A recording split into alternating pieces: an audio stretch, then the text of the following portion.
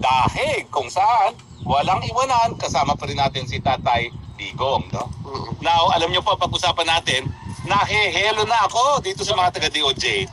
Manggigipit lang, gigipitin lang ako, aba hindi pa sila magkasundo. Sabi nung isang USEC, hahanda na namin ang red notice alert. Sabi naman ng isa na spokesperson, ay hindi pa kasi pinag-aaralan pa ng mga international law experts. Ang gulo nyo naman, manggigipit lang kayo eh. Pwede ba magkaroon naman kayo ng isang boses na hindi nahehelo yung biktima ng inyong paggigipit? Hindi ko tuloy alam kung kayo matatakot o matatawa sa inyo, no? Dahil panggigipit na lang, eh hindi nyo pa alam kung anong gagawin. But in any case, alam nyo po, wala kayong magagawa. Okay? Kung kayo'y nag-aral ng international law sa inyong law school, at pareho naman kayong abogado, alam nyo po na kapag merong pending asylum petition, merong non-refuma. Kahit anong pang kunin yung red notice alert dyan, eh manigas kayo, hindi nyo ako makukuha habang nakabindin itong asylum neto dito sa Netherlands. At syempre, dahil walang kakwenta-kwenta yung resolution laban sa akin na nagkasampa ng kaso na non-bailable, siguradong magagrant po yan. Mantakin ninyo, qualified human trafficking, ako daw ay nag-text na tumawag, nag-follow up ko, ano pa yung kulang ng dokumento ng Lucky South 99. Kriminal pa yun!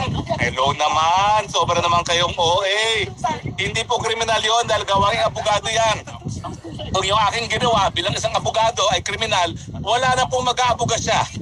At ang delikado po dyan, eh lahat po ng tao na may haharaping demanda, lalo na mga non-bailable, ay nako, wala na po silang makukuhang abogado dahil ang abogado matatakot na baka pati sila madawit.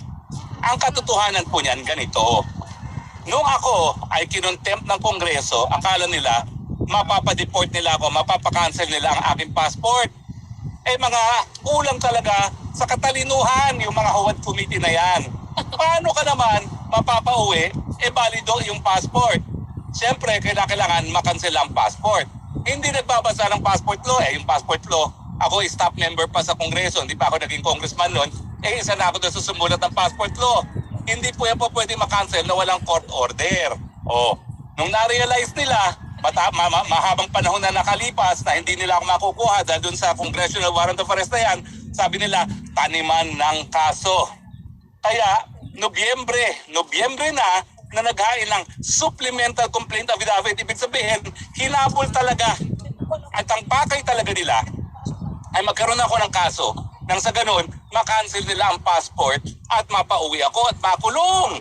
Kasama ng mga ordinaryong mga individual na matagal na panahon na walang piyansa kasi non-bailable yan.